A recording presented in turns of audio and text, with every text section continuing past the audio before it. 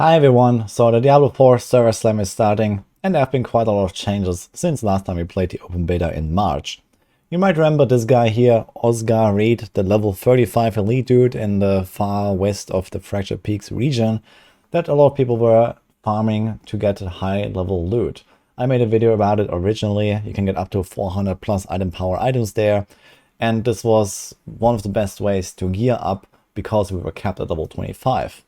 Now, things have changed a little bit. We cannot really farm this guy anymore. In fact, as far as I know, he doesn't even drop anything besides his guaranteed mace that is like a special drop from this guy anymore. So you cannot get anything there. And people probably still want to try to gear up to like the most powerful character they can be. So I have some new ideas for you. So I've been thinking about how are we gonna level to 20 and gear up the most efficient way now in the server slam. Since this Oscar Reed guy is gone, we need some other strategies. Some people really liked farming this level 30 monsters here from the Gathering Legion event, but as far as I know, they only appear every once in a while, like every few hours or so there's this event and you can go there. You have to clear the Quarter stronghold for that, and this is also, I believe, a level 25 zone. So in general, it's going to be pretty tough to actually even complete this stronghold because the boss is pretty heavy. And then you have those level 30 monsters that are also not really going to be the easiest to farm. But you can try if you feel confident enough and want to try to get a bit of higher level loot. Just farming the same dungeons over and over is also not really going to be such a great strategy anymore. So you might remember Anika's claim. This was here in the Malnock stronghold, which is also not really going to work as well anymore because Blizzard has removed the reset dungeon button. So now the way that reset dungeons works is that you have to just leave the dungeon for a certain amount of time. They didn't specify it precisely, but I think it can take up to 3 minutes or something like that. If you have not completed the dungeon, and if you have actually finished it and defeated the boss, then it's a way shorter time, but it's still something like 1 minute or so. And, well, you know what takes roughly 1 minute to complete in between dungeon runs? That's right, events. And events are actually a really good way of gearing up as well. They give you oboes, they give you like a chest, you can do the mastery objective to get even more rewards. And it's not even unlikely to get legendary items there, so that you can try to make whatever build you're trying to do. So I've been looking around this entire map here with only dungeons and events selected, trying to find the best spot where we can combine the two things at once, so that you can finish a dungeon, go out, do an event, and then go back into the dungeon, which I think is going to be one of the best farming strategies now.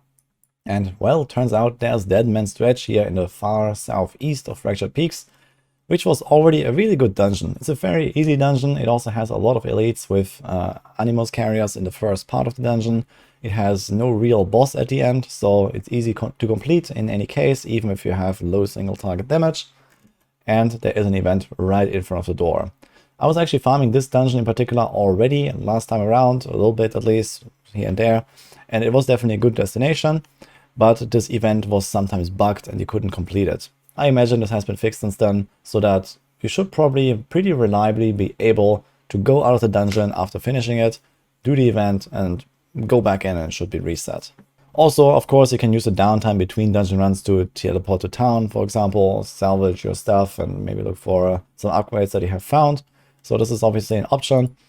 And there's yet another dungeon that you can do, maybe for some variety. If you don't like this Dead Man's Stretch all day long, you can do Lost Archives, which is in the far southwest, so exactly on opposite.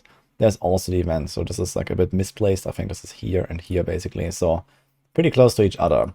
But those are basically the only two destinations where I think that, it makes sense to do this strategy, but it's probably the best way of gearing up and even of leveling up. I think just rushing to Dead Man's Stretch as fast as possible to run this dungeon over and over, and then finishing the event in between would probably also lead to some of the fastest leveling you can do.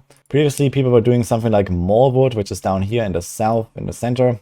Again, now that you cannot reset dungeons all the time, it's probably not the best way to just run a dungeon and then have like a 1 or 2 minutes downtime between runs. So I definitely want to try to combine it with something. My personal recommendation is probably just like play through the campaign in Act 1 one more time. It just takes like an hour or something like that. You get a few free legendaries as well. And then you're already going to be like level 11, level 12 or so. Finish your renown on the way, get some of the codex powers that you can gather from the different dungeons. So just check out which ones you have to do from the occultist. And then this is probably the best way to gear up here if you want to gear up for Ashava. I also want to highlight that I have already made an Ashava guide, you can go check it out, and I have made a video guide detailing all the builds that I think are going to be good without really any synergistic legendary powers in this server slam, leveling 1 to 20 for all classes with various setups, and also to kill Ashava smoothly on Saturday and Sunday. So go check out those videos if you want. And if you just want to pick up some builds here, I have my Woody Builds channel here in my Discord. This is on the Diablo 4 section, where I just post my stuff. And there's obviously going to be a lot more things to be added closer to launch and beyond. Hope you enjoyed this. I wish you good luck in the server slam. It's going to be a blast. I'm going to be live streaming basically all weekend long. So feel free to hang out. And I'll see you guys next time.